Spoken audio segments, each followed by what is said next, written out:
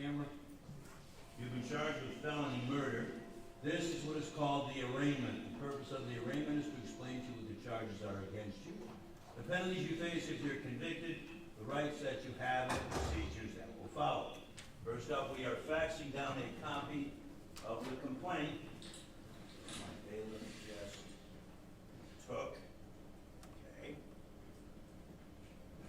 In any event, we'll have a copy of the complaint for you and Mr. McGowan shortly. That is a charge of capital murder. I will go ahead on some of the other issues before we get to specifics. First off, if this case goes to trial, you will have your choice of either a jury of 12 people or a panel of 3 judges of the Common Pleas Court selected randomly. That trial will be to find your guilt or innocence on what is a capital murder charge. If you are found guilty of capital murder, then there would be a second hearing with either that jury of 12 or the panel of 3 judges. They would then decide the sentencing, and you'd have the right to present evidence as to that sentencing in mitigation, that ultimately the potential penalties would be death, life without the possibility of parole, or life with the possibility of parole after an extended period in prison. As to the complaint, if you could give one to Steve, we'll send one downstairs.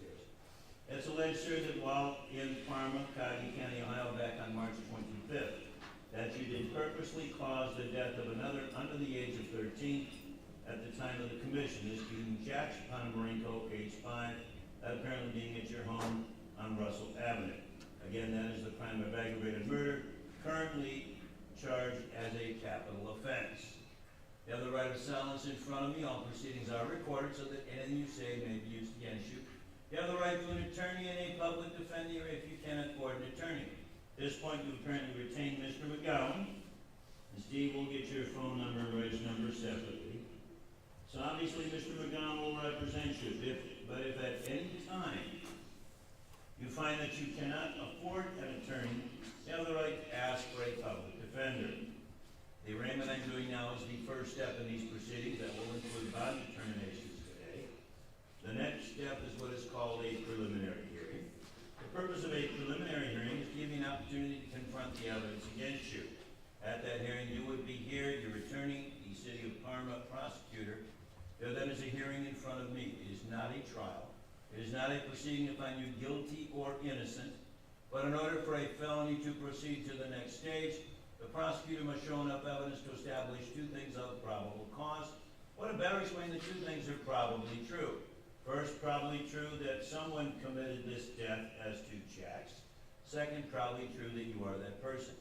If I find those 2 things to be probably true, the case goes downtown to the grand jury for further action. If I do not find those 2 things to be probably true, you could be subject to dismissal or possible direct indictment, where the police at any time would go and ask for a direct indictment. If the case goes downtown, as I said before, you would either have your choice of 3-judge panel or a jury, first to determine guilt or innocence, and then if found guilty, secondly, to determine the potential penalty. You have the right to waive the preliminary hearing in front of me, which means if you waive the prelim, there's no hearing in front of me. Case automatically goes downtown. It is my understanding you've already had discussion with your attorney on that particular issue. Now, do you understand what I've explained thus far? And you can pull the mask down to be able to communicate, Matthew. Do you understand what I've explained thus far? Yep. Do you have any questions at all? No. Let the record reflect the defendant understands the explanation of rights.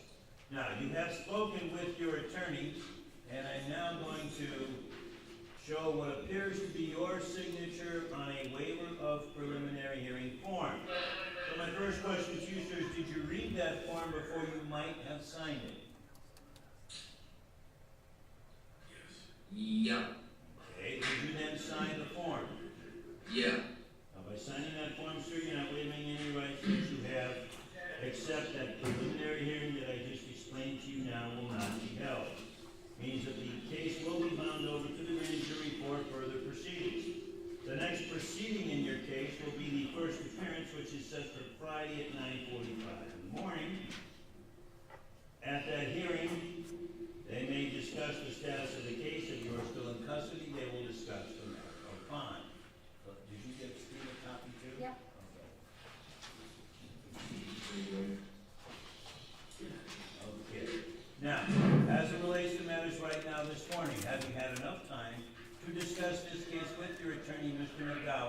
so he understands what the case is about, and he's been able to give you good advice. Yes. Right now, this moment, sir, are you under the influence of any alcohol, drugs, or medications? No. Whether they are prescription or non-prescription? No. I'm satisfied I have a knowing, intelligent, and voluntary waiver of preliminary rights with effective assistance of counsel. I will order that 21A910 be bound over to the grand jury for further proceedings. Now, as the matter of bond, Mr. Ponomarenko, first step, from the time when you were custodialized, under the criminal rules of bail, I have the right to deny bail. That then requires a hearing within a certain number of days to determine if you are subject to bail, as opposed to setting a bail amount. So now that we have all the lawyers here, Mr. Dobik, what would be the city's position as to the continuance of the no bail order? Your Honor, we would ask that the court not set a bail at this time, and we will file a written motion to asking the court to deny bail. But at this point, you know that it is a capital offense. You know that we'll discuss the preliminary hearing in just a moment. But we know that if the preliminary hearing is waived, as we believe it will be. Now, you've gotten that part done. Yep. And we otherwise would say just due to the brutality of the crime, we ask the court to not set a bond at this time. Okay. Mr. McGowan, you may be heard also as to the matter of bond. Your Honor, from a practical purpose, this matter will be expedited and be sent downtown. And although I think everyone is entitled to a bond, that we can understand that this is a very new case. All the facts have not been fully exposed as to what's going on. And I understand the prosecution requested no bond be set at this time. But I fully expect that my client will be transported quickly and that the county will take over the handling of this case, and that my client will be available for medical treatment at the appropriate time. Okay, thank you, Chief. Okay, Mr. Ponomarenko, there we go. I am going to continue the no bail order, sir, just to explain. You have the right to a bail, a monetary bail, whether you're able to make it or not. Alternatively, under Criminal Rule 46A, either the city can ask for no bail at this time, or I will say no bail. I put no bail on Friday. We're going to continue that. First off, you're going to be going downtown.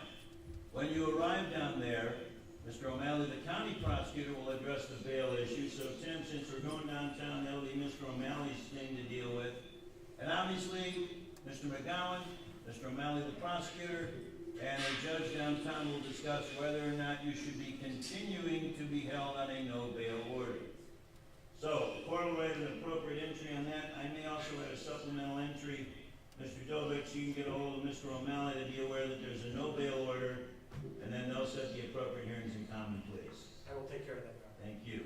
Anything else from the city standpoint? Not on behalf of the city, Your Honor. Anything else, Mr. Gahn, from the defense standpoint? No, Your Honor. So close proceedings, that's Mr. Ponomarenko. We will prepare the minutes, sir, and then they'll be transporting you down to county, and obviously Mr. McGowan will be in conversation with you. All right, close proceedings downstairs. You may return him to the pod.